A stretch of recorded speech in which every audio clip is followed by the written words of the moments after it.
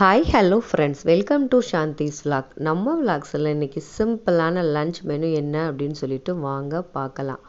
எங்கள் வீட்டில் இன்றைக்கி என்ன சிம்பிளான லன்ச் மெனு அப்படின்னா, பசங்களுக்கு காலையில் புளி சாதம் கிளறி உருளைக்கிழங்கு வறுத்து கொடுத்து விட்டுட்டேங்க.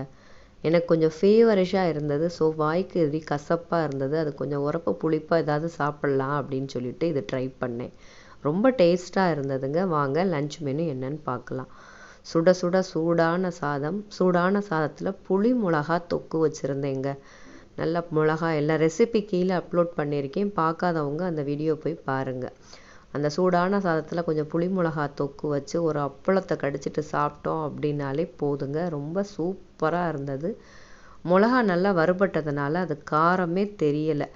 அப்பளம் பிடிக்கலைங்கிறவங்க ஒரு ஆம்லேட் கூட வச்சுக்கலாம், ரொம்ப டேஸ்டியாகவும் இருக்கும். எடுத்து ஒரு பைட் தாங்க வச்சேன், அவ்வளோ டெம்டிங்காக, வாய்க்கும் ரொம்ப டேஸ்ட்டாக இருந்தது.